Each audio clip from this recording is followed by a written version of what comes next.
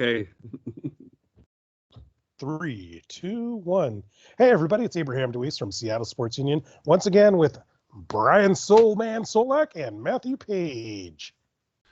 Hello, Hey, hello. Hello. How is everybody? We're doing fine. It was a good weekend for Seattle. Good weekend last weekend. Hopefully this weekend continues. Absolutely. Well, it's going to be a little bit difficult because the only teams worth noting in Seattle that are of any value or importance or interest to anybody aren't actually playing this weekend. Neither the Seahawks nor the Huskies play.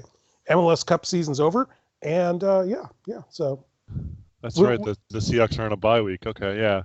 Everybody just take this weekend off. Don't watch any sports, but do listen to our podcast and what we have to say. But let's talk about that team that has a bye this week in the Seattle Seahawks. How you guys feeling after that win over the 49ers?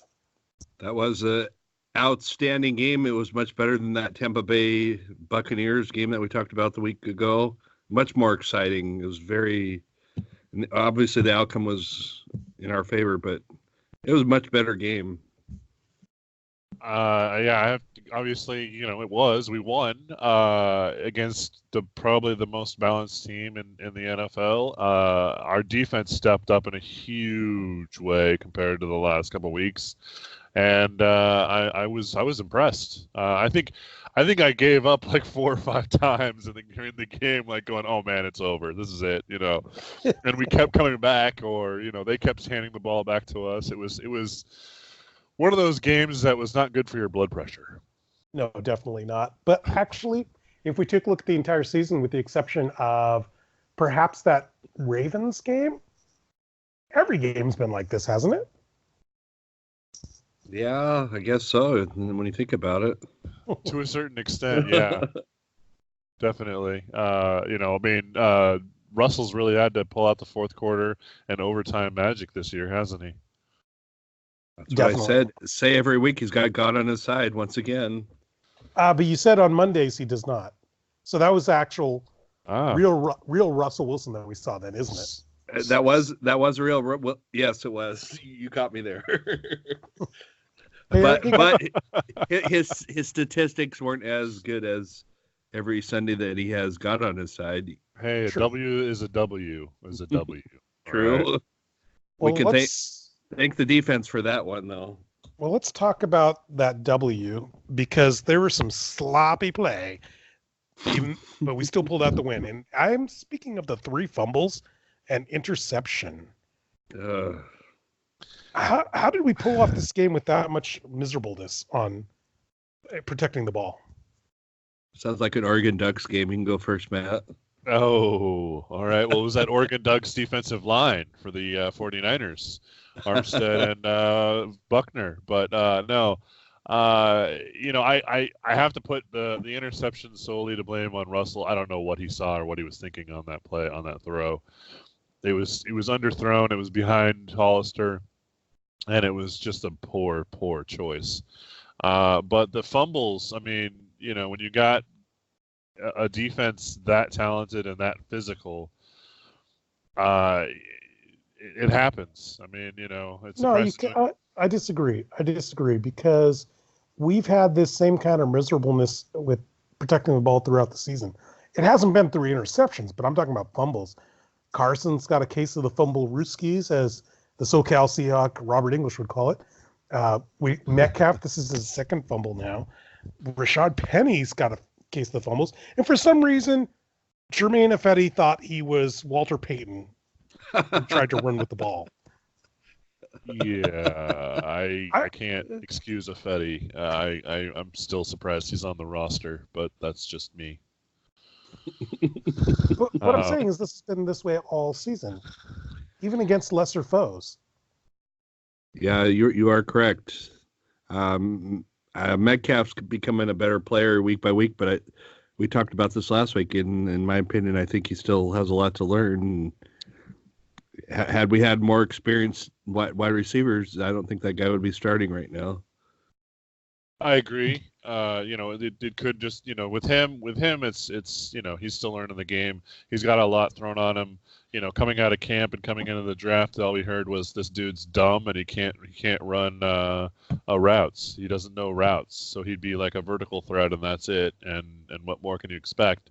And he stepped up in a huge way, but he still obviously has a lot to learn protecting the ball against this kind of offense. They're playing the physical style of offense that we used to, or defense that we used to play, and have recently kind of stepped back from. And the rivalry is back. Yeah, the understood. intensity. But let me get back to the errors. You take fumbles into account. You take stupid penalties into account, and it's been applicable for all the games. The 6 fumbles from Chris Carson, the fumbles from Penny last week. We're getting lucky, I think. It's a point of emphasis that you spend time in camp training on. However, we have a lot of young guys on this team, and we have a lot of other issues that were higher priority. So perhaps it hasn't been a point of emphasis in practice squad and practice in general.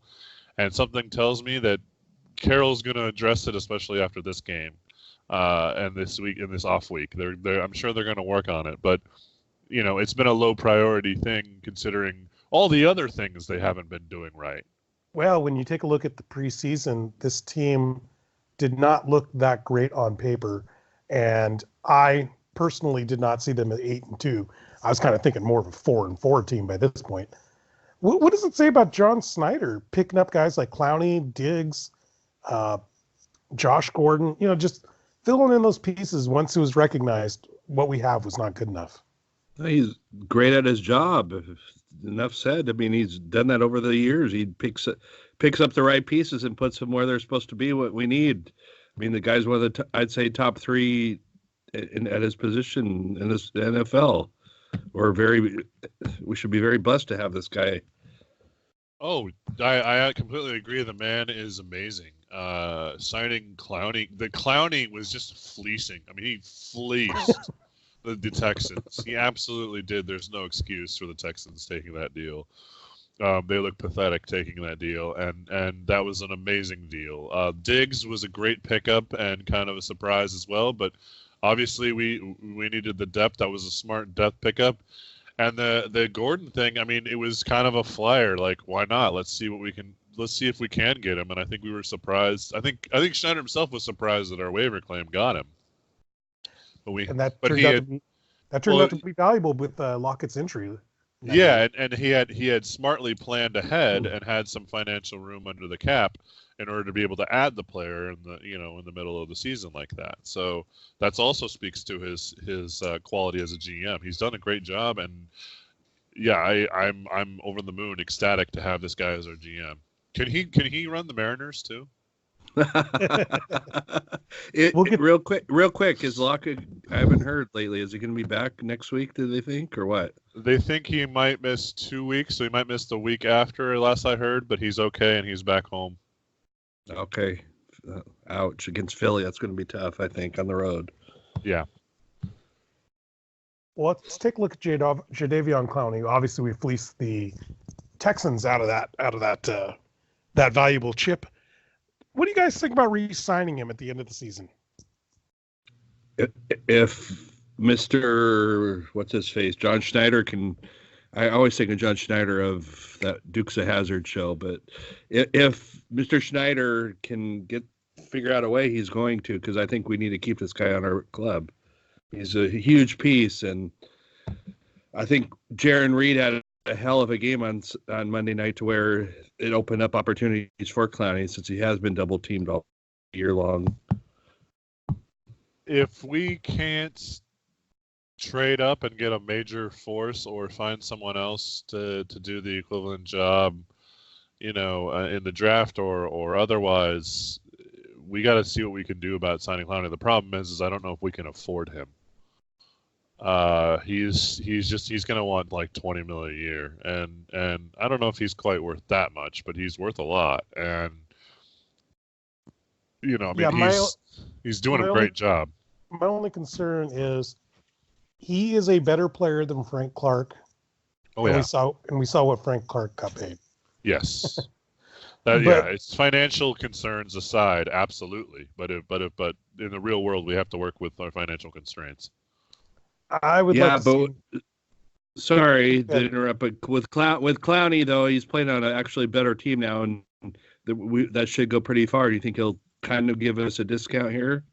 No, because the Texans were in the playoff hunt consistently while he was there for the last 3 or 4 seasons too. Oh, good point. I just think Seattle's a better team, but good point. I would think we might be slightly better, but it's not like he's going to the Patriots where it's going to get a ring every year. Good. Yeah. Clowney also, this is important to consider. He came to the Seahawks under the agreement in his contract that they would not franchise him. There's that too, yeah. Yeah, I forgot about that. So there may be a de facto, just because, if we throw money at him doesn't mean he even really wants to stay. So yeah, true. Every report I've read is that he's enjoying his time here. He loves the team and the play and the guys around him and everything. He's having a good time, but I just honestly don't think we have the financial room to afford him, nor do we want to pay that much. No, we don't. So it looks like Jimmy Garoppolo or Jimmy G. Oh man, I hate these nicknames sometimes. There's Jimmy G. That is the most. That's as bad as A-Rod as far as nicknames. It's lazy. It's stupid. It's not very interesting. Anyway, whatever happened to guys like the the Galloping Ghost and Crazy Legs Hirsch or the Big Boss Man. Or the Big Boss Man from professional wrestling. Yeah, why not? All right, okay. Anyway. What was I say? Oh yeah, Jimmy G was tipping his passes, and KJ Wright, Ken Norton, the defensive coordinator, they got together and they told the team, and you guys read this right, where, whereas in the first quarter they were hitting those slant passes. They were able to find some patterns, and it looks like Jimmy G was exposed. Is he overrated? Yes, 100%. I've been saying it since day one, and everyone yells at me for it or disagrees completely with it. But I think he's a replacement level quarterback. I think he's not nearly worth the money that they paid for him, and I don't think he's really that great of a quarterback. I agree. He is overpaid for what they paid for him, but I think has ability to be Matthew Stafford quality, and which isn't great, but it's better than what you're saying, in my opinion. So he still won't win any playoff games for you? No, but he is surrounded by a better team than playing in freaking Detroit. That's for sure. Yeah, I was on the show Wednesday with Robert English, and for the Seahawks podcast that we have here at Seattle Sports Union, and we talked about this exact situation. I think Jimmy G is overrated. I don't think he's terrible. I think he's slightly above average. I think he's better than Jared Goff, but I don't see him winning games. He's not the best quarterback on their roster. He's the third best quarterback on their roster. Who do you like better? Beathard. Who? Beathard, the guy who took over 2 years ago. Oh, Beathard, whatever. Beathard. And then they've got Mullins. That sounds like a well. pejorative. You're calling him a Beathard? Yeah, he's a Beathard. And then Mullins is behind him, and Mullins isn't bad either. And I honestly, I think in a fair showdown between the three of them with no money taken into effect, I think. How'd you say his name again? Beathard? Beathard. I think Beathard would be starting. Oh, I'm calling him Beatard now. Beatard. Yes. now that you introduced it. Yes. I think he'd win. This has nothing to do with the topic, but where did Garoppolo go to college? I never. Northern Illinois. Ouch. Okay. Or maybe Southern Illinois. It's a directional Illinois. I know that. Southeast Illinois? It could have been. Oh, it's East Illinois. Was it Eastern Illinois? Eastern Illinois, yes. So, all right. Anyway, getting away from that above average to mediocre quarterback, let's talk about our Seahawks defense, which is mediocre, but showed on Monday to be above average.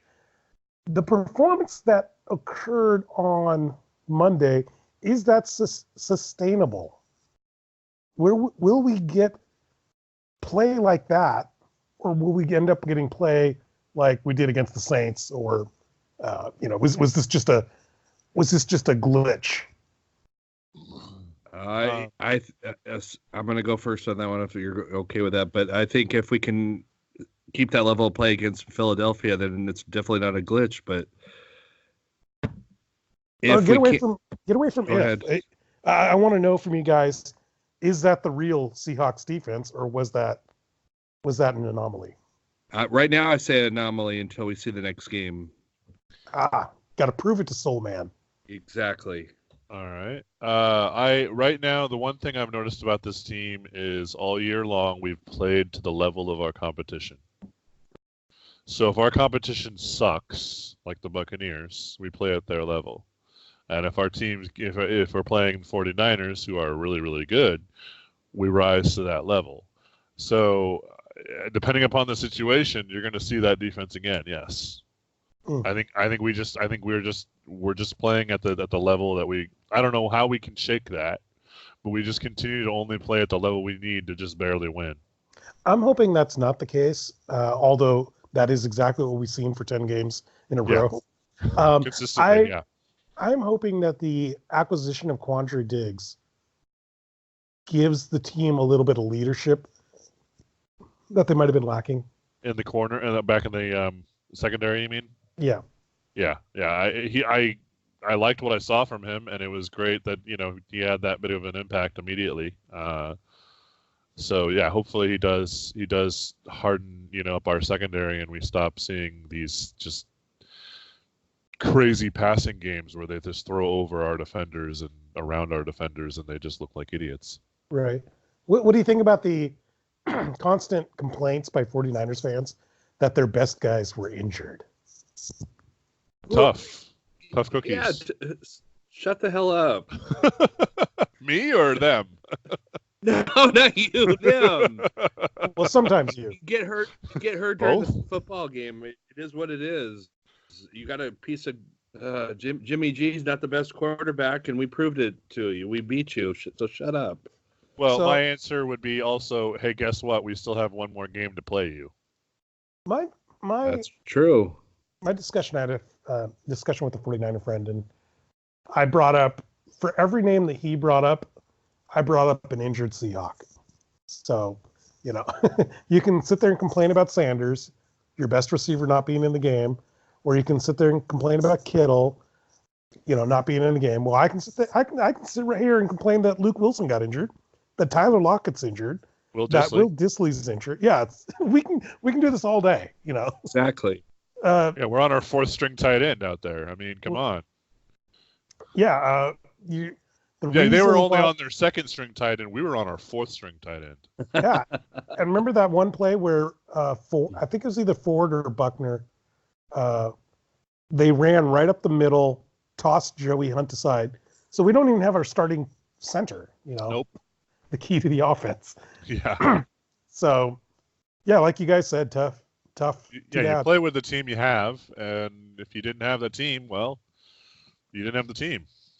I didn't see any Seahawks fans. I'm well aware that we complain about the 2005 Super Bowl because the refs screwed us, and they did, but that's fine, whatever. Especially because the ref then came out years later and admitted he screwed us. Exactly. But there's nobody complaining that Ken Hamlin was unavailable to us, and that Michael Bulware was also unavailable due to injury. So we didn't have either of our safeties. So, but who cares? Once you get to the big show, you gotta dance, right? Next man up. Yeah. Yep. Hey, real quick, is your 49er friend complaining about the overtime coin flip and when the ref was an idiot and gave us the football, even though we called the opposite of what landed? No, he didn't mention that, but that's been debunked. That's not. Well, yeah, Sherman would have gone crazy, and Sherman was right there just going. Well, yeah. with it, First of so. all, there would have been that. Yeah. But if you watch the Understood. audio, what happens is I think people hear what they want to hear. Yeah. And yeah, it's kind of like that song "Bad Moon Rising." If I tell you that lyric by Creedence Clearwater Revival is "I see the bathroom on the right," that's what you're going to hear when you hear it next. Why are we talking about Andre Rison? Exactly. There you go. I see Andre Rison. His girlfriend just burned down his house. That was Left Eye Lopez, right? Left Eye Lopez burned From down his house. TLC? Yes. Yeah, that's right. Good This was a little times. crazy. Good times. Anyway. Getting back to the topic. Circle back. What do you guys think about the Seahawks schedule? We have the fourth most difficult schedule for the final six games. Oh. I still think we could win probably 4 or 6 games, in my opinion. I mean, the way we're playing right now, 12-4 is a heck of a lot better than what I thought we were beginning of the season. Let's see. At Philly, then versus Minnesota, then at LA, then at Carolina, then then at home for the Arizona and San Francisco games. Yeah, that's a tough schedule. I'm not afraid of Carolina.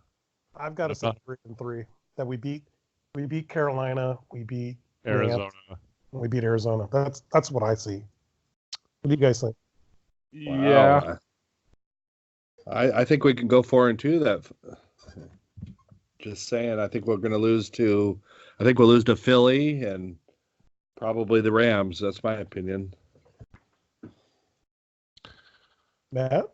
Well, the Rams have forgotten how to win because in order to win, you throw the ball to Cooper Kupp. I mean, that's just common sense. And they just decided that last game that they're not going to do that anymore. So I think we have a good chance against Los Angeles. Carolina's a joke, and so are the Cardinals. So that's at least 3 wins. I don't know. Maybe we could win against San Francisco again, and so maybe we could pull off 4 wins. Minnesota, though, I think Minnesota will beat us, and Philly, I think, probably will beat us too. What do you guys think about the talk about having gone for the tie, that the 49ers should have just went for the tie? Mm-hmm. No, you play to win the game. Period. Yes, you are. Especially against the Seahawks and vice versa. You got to go for the win. Yeah. I don't like the idea of going for the tie because you don't know what's going to happen for the remaining 6 or 7 games. Yep. The 49ers have the second most difficult remaining schedule in the NFL. So, just because they tie against the Seahawks doesn't mean they don't, get their backside handed to them by the Ravens. So, try to get the win. You play to win the game. That's what you do. Ask Chris Peterson in the 2007 Fiesta Bowl what he would have done, and he'll tell you what happened. Yeah. Hey, what do you guys think about Jeff Bezos being the Seahawks owner? Is this a rumor or? Yeah, is this a rumor? I never heard it till today. So. Yeah, this is a very well substantiated, undocumented, unsubstantiated rumor. Completely hearsay. Completely made up. Okay. I'm okay 100% with that if that's what happens. He's going to keep the team here. I'll put it this way. I saw it on yahoo.com. Okay. Okay. I'm still okay with it if it does go that route. I guess, he'd keep the team in Seattle, and I don't think we really have to worry about any ownership anytime soon taking the team from Seattle. And the team makes more than enough that they'll always be spending at the salary cap. So it really doesn't make that much difference who's the owner as long as they don't mess with Schneider. Can you tell our listeners who Mr. Bezos is, Mr. Page, if you don't mind? He's the owner of Amazon. Thank you. I thought he was the owner of the Washington richest Post. He's the richest. Yeah, he is that too. He's the richest man on the planet. So I think it'd be pretty cool if he owned it, but I don't, I forgot her name. Paul Allen's sister. Sister, yeah. She got his entire fortune, right? Yes. Yes. So it's not like she's hurting for money. No, but I don't think she's wants to be the the owner of a sports team or whatever. Well, but tell her to get rid of the Portland Trailblazers. They're worth nothing anyways. Move them to Seattle. Yeah, move them or move them to Seattle. There you go. Yeah. All right, guys. So last night on Thursday Night Football, there was a throwdown, a Donnybrook, a fight. Myles Garrett sacked. Well, he didn't sack. He hit fight with Mason a question Rudolph mark. late. Yeah. He hit Mason Rudolph late, then took off Rudolph's helmet, then attempted to beat him to death with his own helmet. That was quite a fascinating scene. By the way, Myles Garrett's team, the Cleveland Browns, were winning by 2 touchdowns. Yes. With 8 seconds left to go. Go ahead. Okay, Myles Garrett is a POS because I was told I had to keep this PG-13. He deserves a suspension the rest of the season, in my opinion. I shared this on Facebook today, and I got some good responses. I mean, I didn't see this happen last night. I watched it today, and he deserves what he got. I think Mason Rudolph, I don't know if I haven't read anywhere where he's been fined or anything, but I think he should have gotten something for it. Yeah. And I know a couple other players got suspended, or not suspended, but was it 3 games? So what happened was Marquise Pouncey got suspended for 2 games or 3 games. 3 games, and then Garrett is the other one who got punished. So that's it. There was one more. There's one more guy that got a 1-game suspension. 1 game, I think. Yeah, he was from the Browns. He came in off the bench. The bench. Okay. And shoved Rudolph in the back. Oh, well then, okay, yeah, he had it coming. It was brutal. It was disturbing to watch. It's a level of violence that should never really happen on the field. He's trying to beat the player in the head with his own helmet, and he's got suspended for the rest of the year, including playoffs if they make it, which they won't. Especially because they're now missing their best defensive player. I'm disappointed. Myles Garrett had an incredibly bright future. He's an amazing talent, but apparently he's got Vontaze Burfict's brain inside him in terms of smarts. I was going to go with former Oregon Duck Richie Incognito. That's a good comparison too. He wasn't an Oregon Duck. He was a Nebraska Cornhusker. He was in the Oregon system before they kicked him out. Well, yeah, okay. But he was for most of his college career, he was a Nebraska Cornhusker. Right, but as a freshman, he was an Oregon Duck. I'm going to verify that. He was redshirted at the University of Nebraska. Yeah, but I'm looking at his Wikipedia page right now, and per the repository of all human knowledge, he transferred at the end. He tried at the end of his Nebraska year. He tried to go to the University of Oregon. Oh, but it was the other way around. He just got dismissed from the team a week later because Mike Bellotti said he failed to meet the conditions he had to meet before his arrival. So in other words, he wanted him to compete in an anger management course, and so he wasn't good enough to be on the University of Oregon. Interesting. No. He was accepted. He just didn't follow the rules. He didn't follow the rules. Got kicked off before he even played for him. Yeah. So he's in Oregon Duck because that was the last place he was at.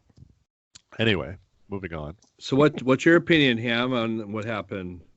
Oh, anyway, I wish Myles Garrett did not go Richie Incognito on Mason Rudolph, or Ndamukong Suh, or all these other idiots Perfect. in the NFL. Yeah, Vontaze Burfict. I think it's necessary to make an example out of Garrett. I think there are 2 other people to blame for this. When he tackled Mason Rudolph, the ball had already left his hand, and he decided to suplex him with a sidewalk slam like your buddy Big Boss Man. And the referee didn't do anything but just stare at them. That could have been stopped a lot earlier by that ref. Agreed. And Mason Rudolph, I don't know what the heck he was doing. He decided to start grabbing the face mask of Myles Garrett. I understand you're mad, but just tell the guy to get off you. Don't engage. And then secondly, same thing on Mason Rudolph. When he does have the helmet off you, what are you doing trying to run after the guy without your helmet on? Yep. I mean, he escalated the situation. He didn't need to. No suspension for Rudolph, but he did get fined. Oh, good. And I'm good. I'm good with that. I would have also been good with a suspension for him for like half or something. I don't know. Yep. Yeah, it's just dumb. But I think for Pouncey, the Pittsburgh Steelers lineman, I don't think 3 games. I think 3 games is too much. I think 1 game would have been just fine. Fair enough. Yeah, there was another lineman. DeCastro was involved, and he was cleared of any wrongdoing. He was clearly just trying to get Garrett away from his quarterback. Yeah. And I'm watching a short clip right now. Yeah, DeCastro's fine. Oh, Pouncey fell on and started punching him. That's why he got the such a 3. Yeah, he's still trying to punch him on the ground right now. Anyway. Yeah, but that was post Rudolph getting hit by a helmet. So yeah, but I just think 3 games is a little bit too much for him. But anyway, let's talk about our favorite football team of all time. The football team to end all football teams. The lovable kitty cats from the east side of the mountains, our Washington State Cougars. Yay! I've been thinking about this a lot, and if you'll allow me, if we beat the Huskies in the Apple Cup, I will sing Wazoo's fight song on our next podcast after that. Just throwing that out there. Hey, you can do it anytime. We don't mind if there's any conditions. I need a little motivation, so. Okay. Anyways, go on. I'm sorry. Oh, no problem. I just want all of you Cougar fans out there to know this, that the Soul Man, Brian Solak, is a Coug himself. And this segment is in no way to pick at his favorite team or to poke or to prod or to make fun of his team. Hey. Or the fact that they just kicked 2 people off his team. Oh, you took my thunder. That was my segue. Ducks tend to do that. Hey, Soul Man. Yes. Daniel Ism and Trey Davis were kicked off the team. Those are 2 of your starting defensive backs. What do you think? Yeah, what do you think? We already are a terrible team on defense. I still haven't heard. I mean, feel free to interject, but I haven't heard why they got kicked off, but I'm sure they had a legit reason. Mr. Esom, I enjoyed watching. I don't think he started until after they had a new defensive coordinator. I hate to see these kids go, but I mean, obviously there was a reason, but obviously it's going to make us suck even more on defense. From what I read, they violated team rules, and that's all that Leach would say. There are the 3 sins that he will not tolerate, and that's substance abuse, violence against women, and what's the third one? I don't remember, just because I'm a little angry at what happened, but I know where you're going. I'm scared for we play Stanford on Saturday, for those who don't know, and I thought we had a chance, but Stanford knows how to pass the football. They don't know how to run worth jack, you know what, and it's going to be a close game, but we need to win this game. But I'm scared right now. Kickoff is 1:30 tomorrow, by the way. Wazoo does have to win that game, because with 3 games left, you have to win 2 to become bowl eligible. Who would have thought after the season started it would come down to this?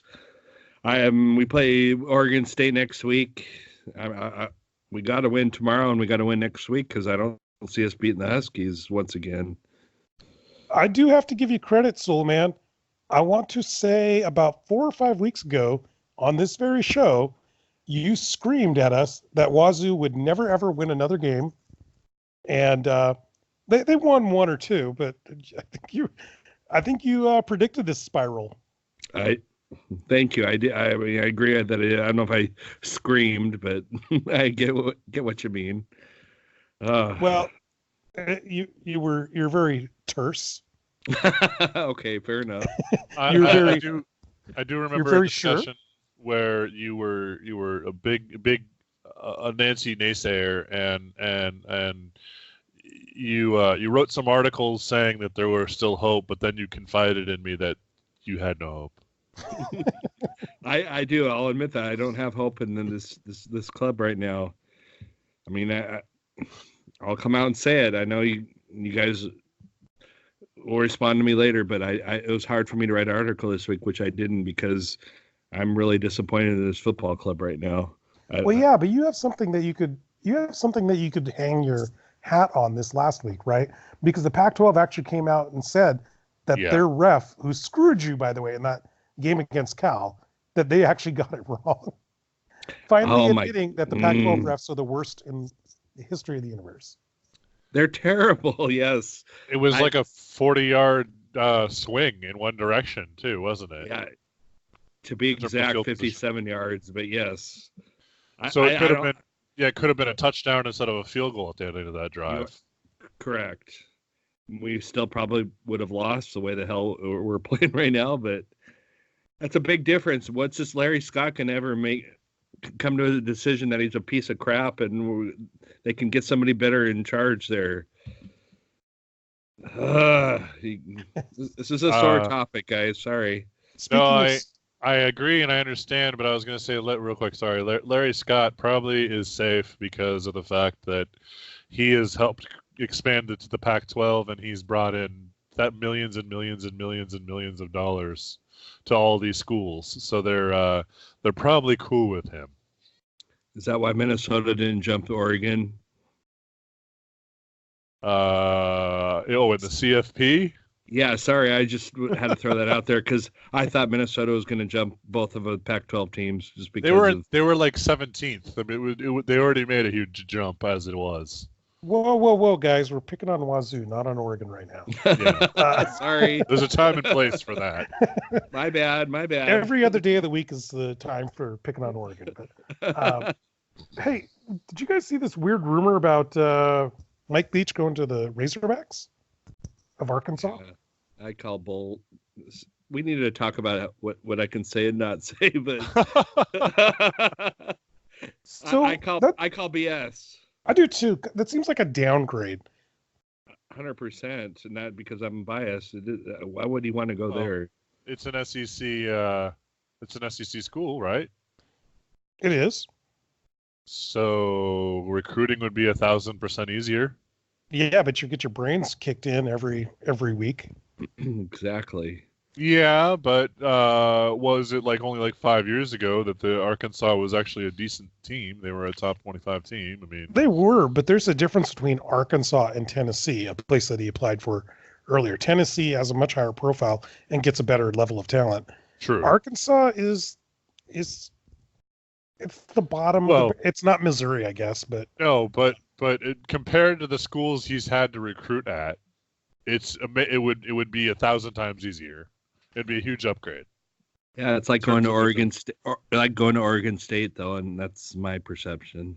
No, it's not. No, not nearly that. It's you're going in. He's going into the South. He's going into where he can recruit nearby, and he's going with actual pipelines nearby and players that might come that he's going to get the cast-offs from Alabama and from LSU and all that, but that level of talent he's going to get just showing up at his doorstep as opposed to going and begging them to come all the way to Pullman. So why wouldn't go ahead? I was going to say it still seems like a downgrade. Yeah, I do too. I agree. Why wouldn't he go to Florida State? I'd rather go to Florida State than to POS Arkansas. Florida agreed. Well, yeah, Florida State is much higher than Arkansas on the caliber list. Absolutely, I agree there. But I still think Arkansas is a step up in terms of easier recruiting. No. All right, let's. You said caliber. Pullman is way the heck out in the middle of nowhere. All right, Arkansas is in the middle of the map. Fayetteville. That does it for you. Is that the really dream doesn't. Location? It really doesn't. I really don't care about Arkansas. But anyway, it is that. Hey, if you want to talk about location, you could say this. It's closer to Key West than Pullman. It is. That is a fact. Key West is, of course, the winter home of one Mike Leach. Yeah. Yep. What do you mean, ugh? Because West is awesome. it scares me that we're going to lose him, and then we're going to fall off the map again, and we're going to get a piece of crap coach come in. No, I think he likes being the big fish in the small town. He was that over in Texas Tech, and he's that now here in Pullman. I think you guys are safe as long as you make him worth his while monetarily, and you are. Then I think he'll stick around. Well, I think I need to start pinging him on Twitter and telling him that he needs to stay. You need to order him to stay? All right. Yeah. Yep. Anyways, I'm sorry. Go on. Now, there's a player from Wazoo that may not stay. I want to ask about your running back, Max Borghi, who, by the way, leads the NCAA in receptions by a running back. Does he have the NFL talent, though, to go this year? Before I answer that question, he's not draft eligible, is he? I was going to ask you. Yeah, that's what I was going to ask. He's a sophomore. Oh, well. He's a true sophomore. Next year. What about next year? If he doesn't get hurt, he's an NFL level talent. He gets comparisons to Christian McCaffrey, but what I understand why now, and I think this guy makes an impact on the football field. Wazoo has a problem not giving him the ball enough. He should be getting 20 touches or more a game. I know that with their offense, an air raid, yeah, exactly. But with that said, he still every time he touches the ball, he gets 8 yards per play or more. The guy is a hell of a ball player, and I think he's going to have success in the NFL.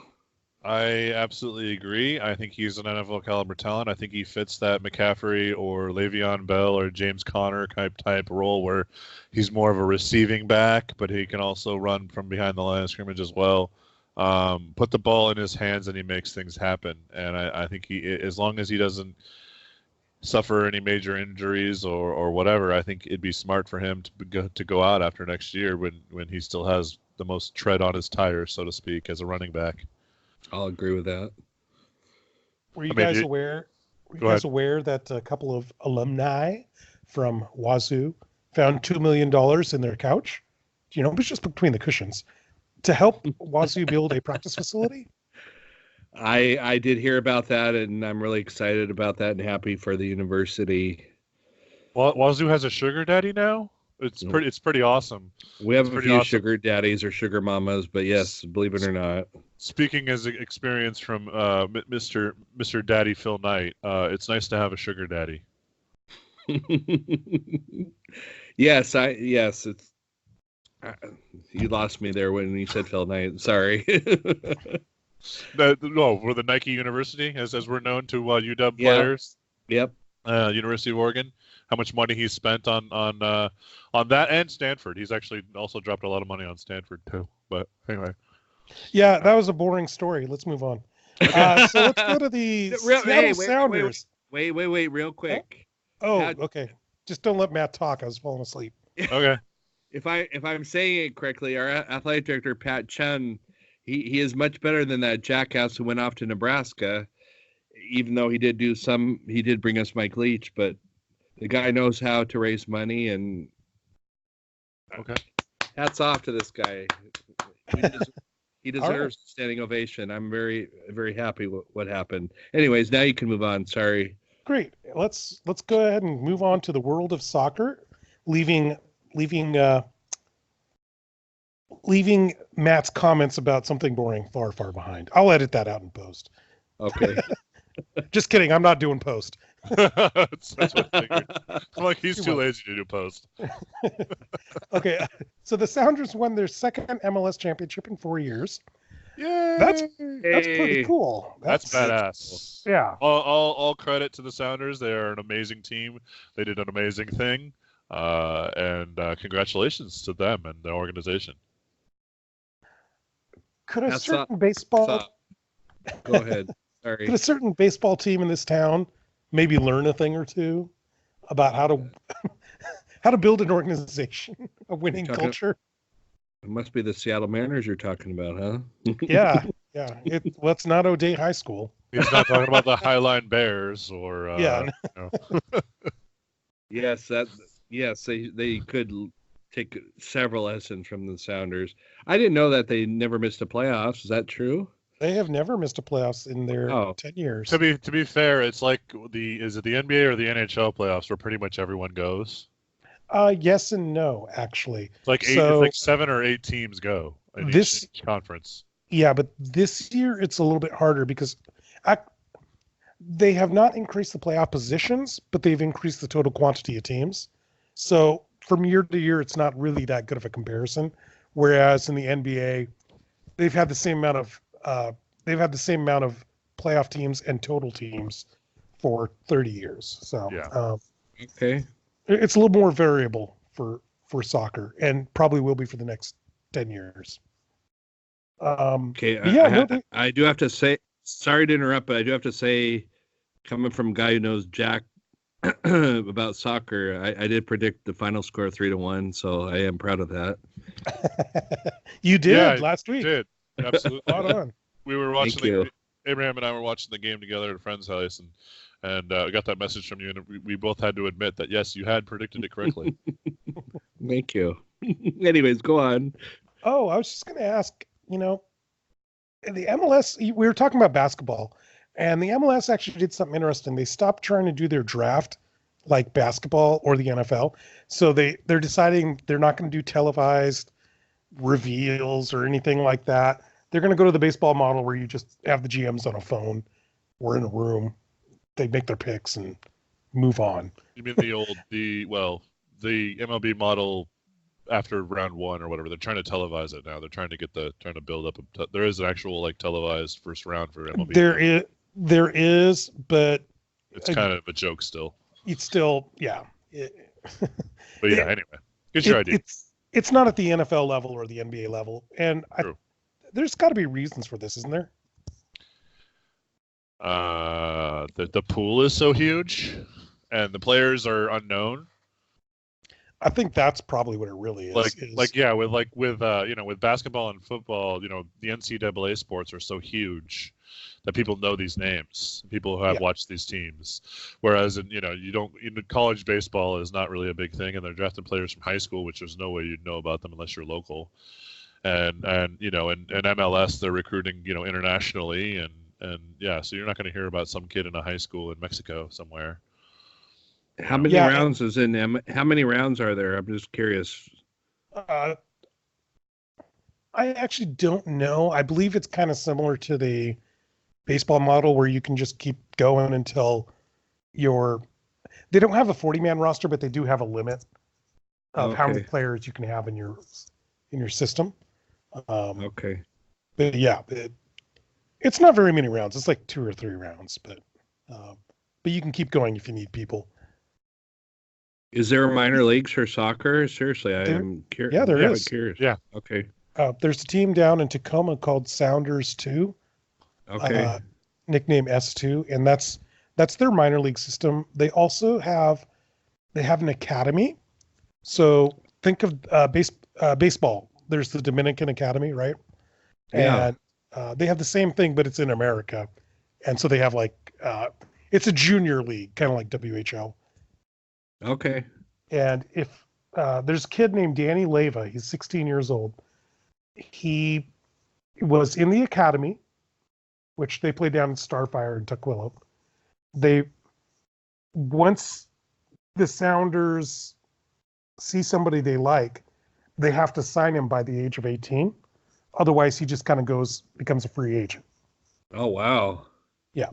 It's kind of like how the NHL hockey, they'll draft a kid, they'll leave him in the WHL, but they need to get him, they need to, put him up into their next level before he turns, 20? 20 is they're allowed to carry 2 members that are 20 on the team for his lower level? Yeah. Okay. But then they promote him to the AHL if need be. Okay. Very cool. So this year the MLS did something fascinating. They switched from a home and home series to a single elimination playoff system. So instead of having the best of 2 games on an aggregate scoring system, it's just you win, you keep going, you lose, you're out. What do you guys think of that new system? I love it. because aggregate scoring is so dumb, in my opinion. Either play the single elimination or do best of 3 is what I've been always saying. And I'm very happy with the single elimination because the MLS Cup was in November instead of like mid-December.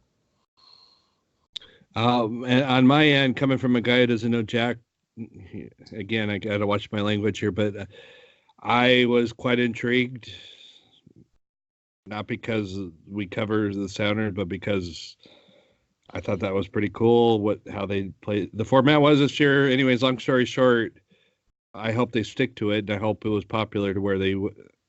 Do we know if they're going to keep it next year, or was this a test run? Yeah, that's going to go to my next question. I am in agreement with you guys. I prefer this system.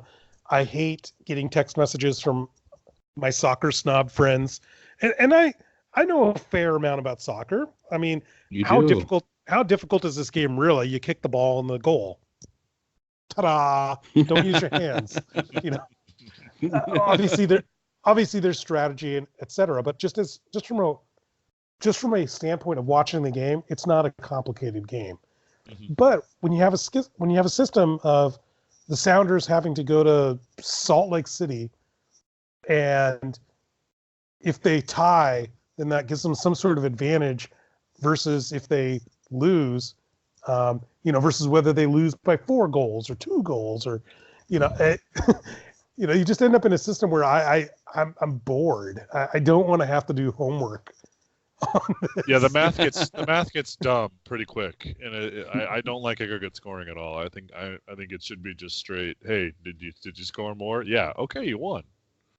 To quote John Madden, the team that scores the most points is going to win today. Actually, to quote John Madden, he said, "Usually the team that scores." Oh, usually, yes. That's how it should be, always, not usually. My question that you brought up that came to mind, Soulman, was when you asked about sticking to a more Americanized system. And I'm curious, does it matter that the MLS is not like European soccer? I mean, is it better to get on board with European soccer, or should they continue to cater to an American audience?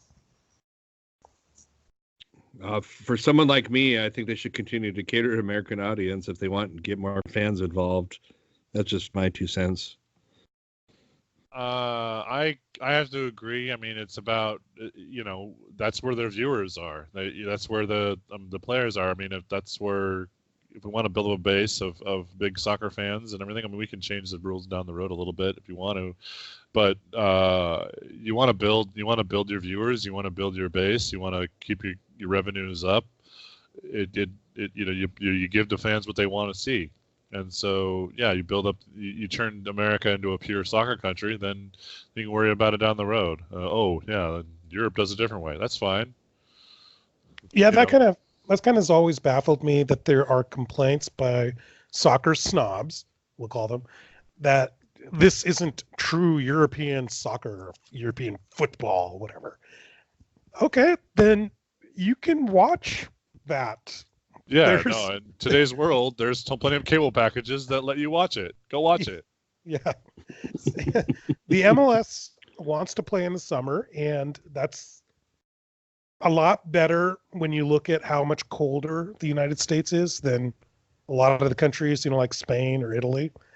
You just can't, let's face it, you can't play in Colorado for much of the season. It just doesn't work. I think it's fine doing things their own way. I mean, Australia has their own football rules for their own Aussie rules football. England drives on the wrong side of the road. Every country has their own way of doing things. Yeah. We do things this way. Yes, we haven't attracted world-class talent to the MLS, with a few exceptions. We really don't get the world-class talent. They all go to the EPL or Champions League or whatever. That's fine. I mean, but maybe if we keep building the sport and I think every year the MLS is getting more and more followers every year. They are. And you keep building that, you keep building the revenues. Pretty soon we're going to start attracting the higher caliber talent, and it'll become truly equivalent. Ultimately, that's it, right? You got to get the revenue up, because if you can afford these big time stars, mm-hmm. They're going to come for the money. Yeah, they are, and the TV and the fans. Yeah. 2 quick questions. Do you happen to know what the audience was this year? I mean, were the ratings up in MLS? And number 2, yes. I'm sorry, but they were up. Okay, good, because it makes sense. Across the board, yeah. Across the board. Whatever I have to ask this because I'm not a soccer fan, but I do remember this kid. Whatever happened to Freddie Adu? Oh, Freddie Adu, he went to Europe. Didn't really pan out. Came back to America. Typical unfortunate situation where a kid gets, just way too much attention way too early. When you're 14, you're not going to be. Yeah. It's just too much pressure, in my opinion, to put on somebody. Like, oh, you're going to be the greatest thing ever at age 14, and then by age 21, you're a nobody because you didn't pan out. How fair is that? Agreed. So is he out of soccer 100%? I mean, it seems like 20 years ago. Yeah, I think he is. That was quite a while ago. But I mean, it's something where, it would have been nicer if they had let the kid grow up a little bit. Absolutely. But their big worry was that the American system was going to pollute him. He needs to get over to Europe so he can learn how to really play. And then now you got a 14-year-old over, I think he went to Italy or Portugal. I can't remember which one. But, now you got him in a foreign country where he doesn't know anything or anybody. And yeah, understood. Does Matthew Paige know who Freddie Adu is, or are you too young for that? I wasn't following the sport at that time. I don't know who he is. He was the LeBron. No, you're good.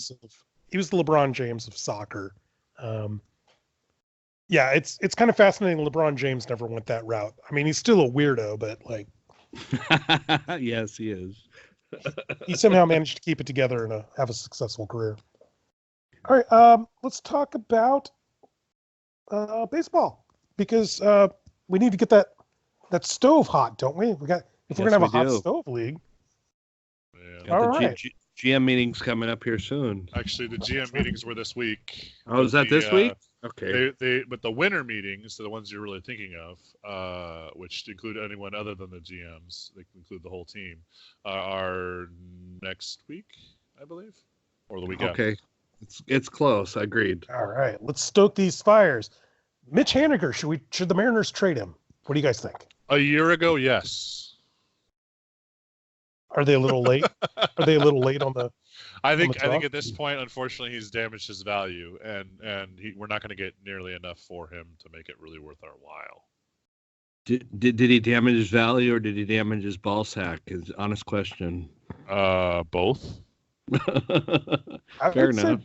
I would say both are valuable. Yeah, he didn't play enough this season, and what he did play, the numbers weren't there because he was he'd recovering and injured and all that, and so his value is at a low point right now. Selling him now would be kind of a mistake. Maybe at like the trade deadline, might explore that if he's having a hot start to the year. But I think in the off season right now, it would be a mistake to trade him. No, I agree with you. They need to wait till the trade deadline to see what they can get. All right, you two smarty pants. Tell me, what is the plan at first base? I personally don't understand anything that Jerry Dipoto does. Help me out. Who the hell it does understand what he does, to be honest. My opinion, I think, what is it, Austin Nola, or is it Aaron? No, it's Austin Nola. It's Austin. Yeah, I think he's going to get a lot of playing time at first base. I think he deserves it, especially with the quality of talent we have on this roster. And I think Mr. Vogelbach is unfortunately going to stick around, and he's going to split time at first base and DH. That's my 2 cents. That is the current plan right now, but that could change at any time, knowing Mr. Dipoto, although he did give an interview today at the GM meetings stating that this offseason to expect a lot less trades than normal. That generally they're aiming for not this year but the year after, and in the second half of this coming season is when they'll really know what they have, and they'll start to really take steps forward. So don't expect huge free agency signings, and don't expect earth-shattering moves. I think, honestly, the guy that they're most likely to move in this offseason is D. Gordon. All right. You said less trades. Did he mean fewer trades, or is he going to make lesser trades? Lesser and fewer. Okay. All right. Because they'll be lower impact and there will be fewer of them. Okay, because he's made some lesser trades before. Yes. That's how we ended up with the record we had this year. Anyway, I remember one of you two saying that this Austin Nola would not make any other roster in baseball. That was probably Matt. It is me, and I stand by that statement because his numbers are not good enough to be a league average first baseman. He's pitting like Ryan Healy was, basically. Okay. Which is not good enough at all on an AL first baseman roster spot. You need a bigger bat, and right now he's just keeping the spot warm for Evan White, who should be up halfway through the season or so. But you're telling me that on any other team, he's not useful. I'm not saying any other team. There are other teams that would find him useful, other shitty teams. Pardon my French. Oh, wow, that's worse than me. Yeah, there are terrible teams out there that would find him useful. There are also good teams that might make him useful as a bench bat in the right roles. But I'm not saying he's not useful as a major league player. I just don't think that he would be necessarily he's starting caliber. I think he's replacement level. I'm sorry, but I want to make a prediction. I think the Mariners are going to sign Matt Adams to play first base, and probably he'll play about 2/3 of the games, and he'll be traded at the trade deadline. That's my prediction. All right, we're writing that down. I would not be opposed to this move. If only that the only thing I would have against it is that it might mean that Vogelbach will play more DH, which would mean Domingo Santana's out in the outfield, which is a bad thing. Well, maybe they'll get rid of Domingo. Who knows? Why would you get rid of Domingo? He's cost controlled and he hits like a truck. I agree, say you get rid of Vogelbach. Yeah, that's the one I'd lean towards getting rid of. Yeah, now, immediately. That would be nice, but we might get something for Santana. Who knows? What a depressing team. Let's talk about an actual winner. Let's talk about the Houston Astros. Are they dirty, rotten cheaters? Yes. Or are they just bending the rules? Yes, they're 100%. They are 100% cheaters. The line, if you want to know where the line is as far as stealing signs, the line is when you use technology or people off the field who aren't on the active roster. If you're on the roster and you or the coach there, the manager in the bullpen or the manager in the dugout, and you see something and you potentially use that to steal signs or gain an advantage in a game, that's fair game. But if you're using someone in the stands who's beaming a camera, zooming in with a camera and stealing signs that way, you've crossed the line and you're flat out cheating. Is it though? Yes. I mean, because it wasn't just that. They were also doing things like signaling, with a guy in the outfield. Yeah, he was signaling in what the camera had seen. So they were using a spotter with a camera to get the signs, and then relaying it to a bullpen catcher, who then, depending upon what he did, would indicate to the hitter what was coming. But other teams can do that. No one should be allowed to do it because there's a camera involved. The Red Sox did it. And they should with their get stupid trouble Apple for Watch. it. Yeah, I thought they got fined. They for did that. get in trouble for it. Yes. Oh, it's against the rules. Is it though? Yes, it is explicitly against the rules. Is it as horrible as hacking into the St. Louis Cardinals database and stealing all their data? I remember that was a federal crime. I remember correctly. That's an actual guy problem. is serving time for it right now. Yeah. We're not talking about federal crimes. We're talking about cheating in a game. So it's not like it's a felony or a misdemeanor, but the team should be punished for it. The Astros didn't have to give back Jose Altuve, did they? They didn't. No. They got to keep him, even though it's from hacked data. Yeah. Just saying. Because you can't really go back and give a player back. It's kind of, yeah. it's not really How about if- possible. Whatever about- happens, whatever they decide on, I think there should be an asterisk by the 2017 champions. That's just my opinion. I'm okay with that. No, we can't do that. I'm okay They with won. They won. That- Do you guys really think? Okay, hang on. Do you really think that using cameras against the Mariners would make, if they didn't have that access, that the Mariners would do better? No, they would still suck against the Astros. it. Maybe That's the Mariners. We're talking about the It's- World Series being okay. Mariners are not relevant. They're not even on the radar. Okay, and who cares? I just realized something. 2017, they beat the Dodgers, didn't they? Yes. So you I'm do not have fighting for the something- Dodgers, so don't. I know you're implying Matthew Paige, but I'm not fighting for that reason. No, you're fighting for the Red Sox because He's they fighting.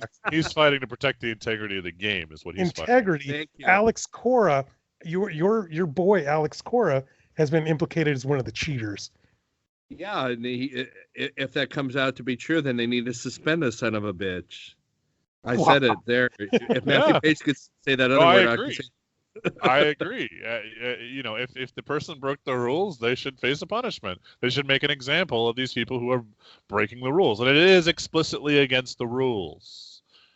Yep. So therefore, 20 years from now, they're gonna have like headsets and instead of flashing And signs, they're going to have to like update the rules, and they're going to have to try and do everything they can to prevent that stuff. Yeah, you're just upset that the Dodgers lost twice in a row. Anyway, I'm going to interrupt real quick. I know Carlos Beltran's been involved in that too, but yeah, he was a player back then, and he just got named manager of the New York Mets. So I don't think he should be suspended for the season. I'm not sure what they're going to do to him, but he doesn't deserve punishment like Alex Cora does or AJ Hinch. oh, he's going to the Mets. That's the biggest punishment you could get. Yeah, that really is. Fine him if you're going to do anything, but let him live in the purgatory that is the Mets. Fair enough. So, according to all the most useless stats in the world, Corey Bellinger wasn't as good as some of the other people. Who is Corey Bellinger? Cody Bellinger, whoever. There we go. Whatever. I don't watch the National League. I don't know. But he wasn't statistically as good as a bunch of other players, yet he won the MVP. Is this just the typical LA bias? Typical As LA usual. bias. This is the first Typical. LA player to win the MVP, position player since what's his name in Gibson. 88 Gibson. Yeah. Yep. And yeah, Kershaw won it in 2014. But no, what this is it was either going to be Cody or Yelich, Christian Yelich. And I think if Yelich's kneecap hadn't broken, it'd be flip a coin by the end of the season. Cody was hitting 380 in July. Okay, this guy was having an out of his mind year, and there were injuries, and he carried his team to the playoffs. And what did he finish with? What did he finish with? He finished hitting right around 300. Okay, so that means there's a tremendous drop off from his extremely hot beginning of the season. Yes, but he still finished top-notch stats all around, and he helped carry his team through a lot of injuries. And he played Gold Glove right field and center field and first base for them. And the honest truth is from what I've read, some people who are some of the voters, they're basically like if Yelich and him had both finished the season, it would have been a flip a coin, and no one would have complained if either one won. But because Yelich wasn't able to complete the season, they kind of had to give it to Cody. And there was no one else who was even close. The third place person was Anthony Rendon, and he did not contribute to that team getting to the playoffs. He contributed in a big way once they were in the playoffs, but he did not contribute in getting that team. Pitching is what got that team to the playoffs. Boy, Matt, you're getting upset. You need to calm down. No, I'm just saying. He won the MVP, and it wasn't again. a Dodger bias. I've got your blood pressure bio here on my Apple Watch. I can see that you're getting annoyed. Bellinger deserved to win, but if Yelich had finished up the season, he would have won it hands up. I would have been okay with that. Flip a coin, like I said, if he'd finished no one's arguing with you, Matt. You're getting upset. What's his face? Former Mariner Ketel Marte, former Aquasock too, finished. Well, close enough. I honestly don't care how I pronounce It's not it. made of kettle corn, but okay. But he got 4th place in the voting, so that shows what a crop we had of prospects in the National League. That's true. Because what did we see in the American League? We saw Mike Trout win his 3rd MVP. And it was close. It was real close. Alex Bregman almost beat him. He didn't though. Mike Trout won. So yay. Yay. Bregman, I thought, deserved it. That was my preseason pick, but Mike Trout is the best player in baseball. He's going to continue to win another 6 or 7 before he retires. Oh yeah, 6 or 7. Yep. I don't know about 6 or 7, but he'll win at least 3 more. That's my number. What's the record? I'll sing the Wazoo fight song. Is 7 by Barry Bonds. 7. Okay. Well, then he's going to win 8. Okay. You really want him to beat Barry Bonds, don't you? I do. I think the guy's the best player in baseball, and he's really legit. I think he's better than Barry. I would agree with that.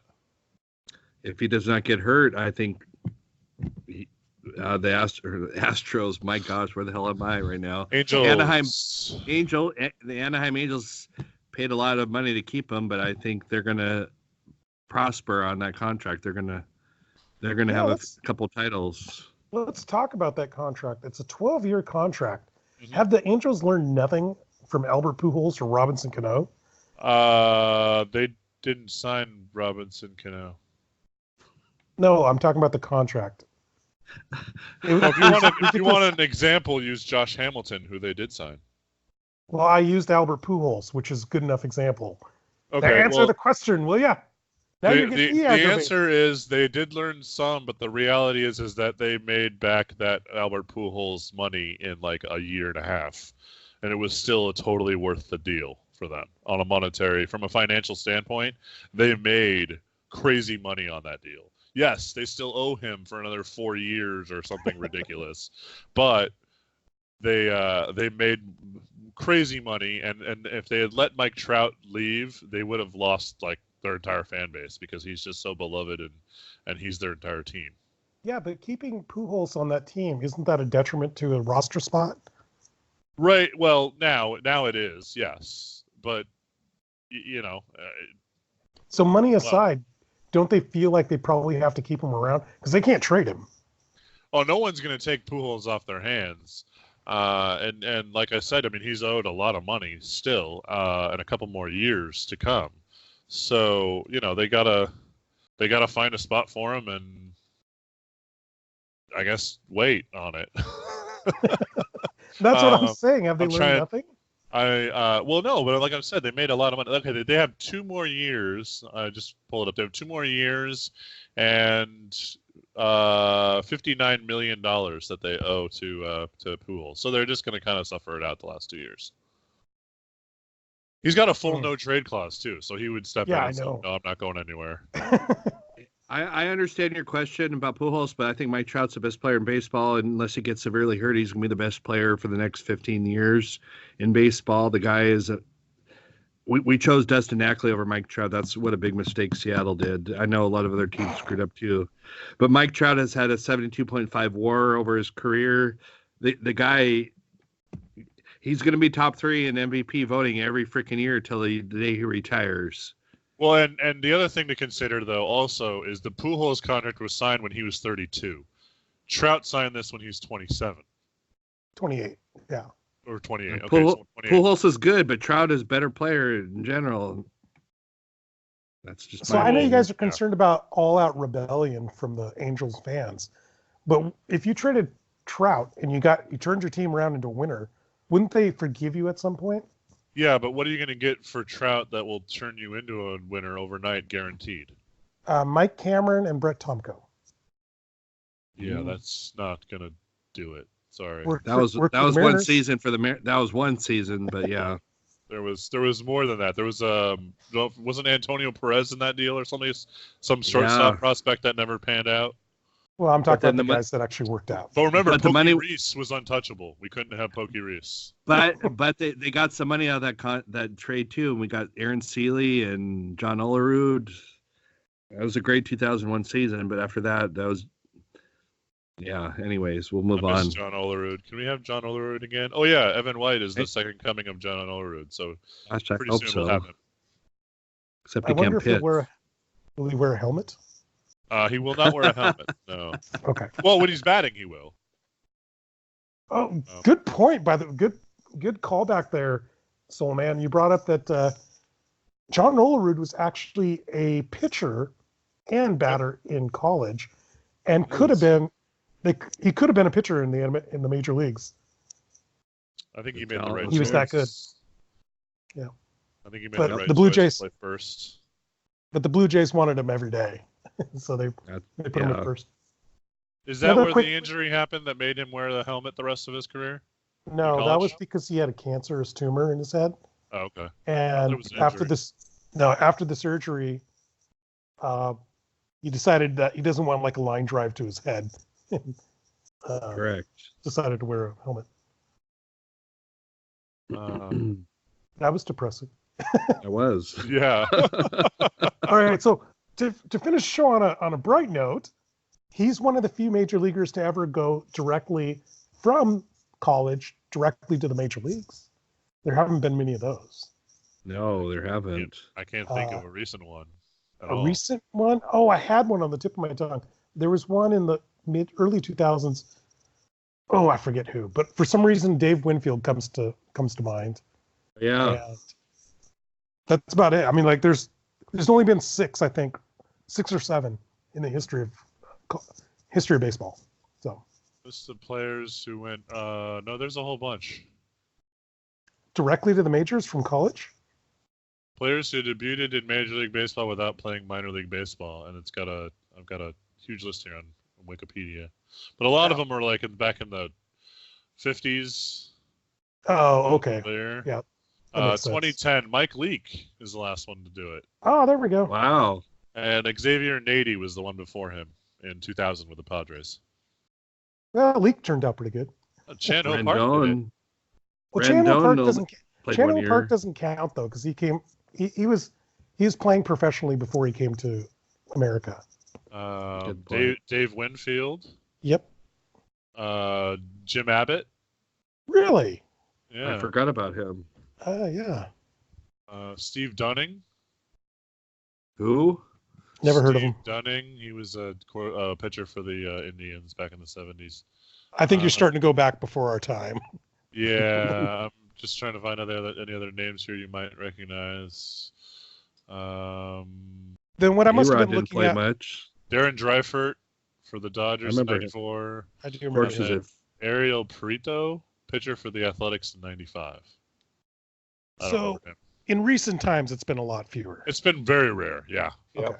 But Mike Leake, that surprises me.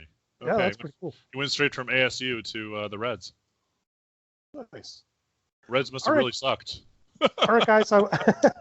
Show's winding down here. I want to tell everybody out there, thank you for joining us again this week. Catch us next week here on YouTube as well. We will start putting these podcasts on iTunes. That's something new that we're going to be doing.